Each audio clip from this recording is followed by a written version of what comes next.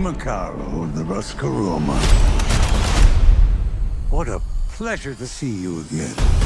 The world of John Wick is expanding with Ballerina, one of few new movies I'll be reviewing this week on CJ at the Movies, along with some new films starring Steve Carell, Nick Kroll, and Tom Hiddleston, and Wes Anderson's latest star-studded feature. I'm Christopher Zweig. Let's take a look.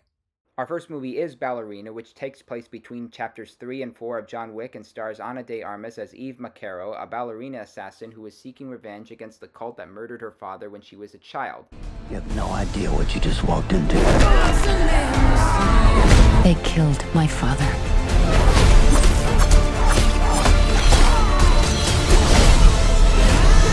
This isn't done until they're dead.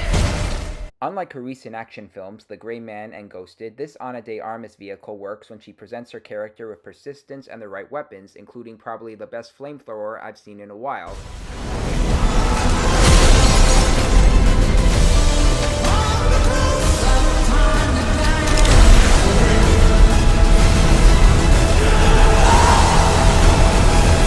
And since this takes place between chapters 3 and 4, Keanu Reeves reprises his role as the Baba Yaga himself, John Wick. He crosses paths with Eve.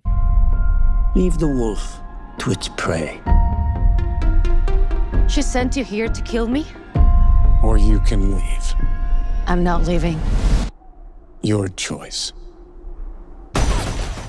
Ballerina is the lesser of the John Wick movies in terms of the screenplay, but it is a worthy addition to the franchise because of the exciting action sequences and how De Armas delivers on her character. The new director this time is Len Wiseman, who also made the Underworld movies and Live Free or Die Hard, and he enters the genre with a lot of energy. The spin-off is fun without being too cynical and exciting without overselling itself. Our next movie is The Phoenician Scheme, the latest comedy from Wes Anderson, who usually knows how to be funny, wacky, and stylish. His last feature, Asteroid City, was a disappointment, but his latest movie isn't. Benicio del Toro stars as Zsa Corda, a wealthy but shady businessman who survives a plane crash and decides to settle his affairs while planning a new money scheme. Normal people want the basic human rights that accompany citizenship in any sovereign nation. I don't. My legal residence is a shack in Portugal. My official domicile is a hut on the Black Sea. My certificated abode is a lodge perched on the edge of a cliff overlooking the sub-Saharan rainforest, accessible only by goat path. I don't live anywhere. I'm not a citizen at all. I don't need my human rights. On a trial basis, he appoints his only daughter Liesl as the sole heir of his estate. She's played by Mia Threepleton, and she is planning to take her vows as a nun. It's been 6 years since our last meeting. I have my reasons. Which are what? My reasons? I'm not saying. I'm saying I'm not saying. The movie's star-studded cast also includes Tom Hanks, Benedict Cumberbatch, and Bryan Cranston, but the real revelation here is Michael Cera as an insect tutor whom Corda hires and whom Liesl becomes fascinated with. Could you imagine falling in love with a man like me, by the way, hypothetically? You're drunk on 3 beers. I'd be lying if I completely understood the story regarding the money game, but I am telling you the truth when I say that the Phoenician Scheme is full of exuberance. The cast is terrific, especially with Del Toro, Threepleton, and Cera, and it takes a lot of chances even at its PG-13 rating. This is one of Anderson's bravest films. Next up, Mountainhead, the new HBO Max comedy with Steve Carell, Corey Michael Smith, and Rami Youssef playing 3 billionaire friends spending a weekend in a luxury house in the Utah mountains owned by their millionaire friend Jason Schwartzmann. Get your net worth on! 59! 63 bill! Feels good! 220 bill!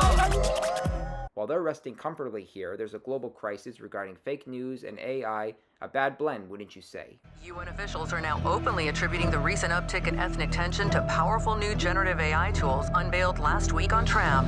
I just want to say this is not on you, Venice.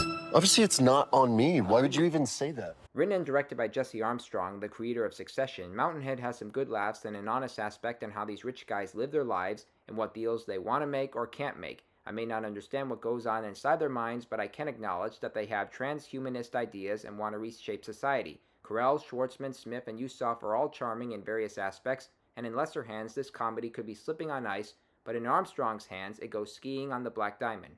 Next up, I Don't Understand You, which reunites Nick Kroll and Indra Rannells from Big Mouth as a gay couple who celebrate their 10th anniversary in Italy while eagerly awaiting to be the proud adoptive parents of a baby boy and not understanding Italian. Still have your wallet? It's in my front pocket. Okay, because there's a lot of pickpockets Oh my here. God, it's in my front pocket. Okay, that's what I was trying to be sexy there. You were not.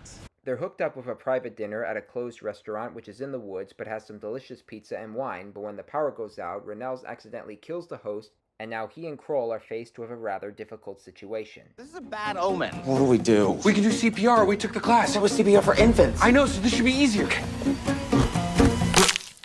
What was that? Bones? I heard her?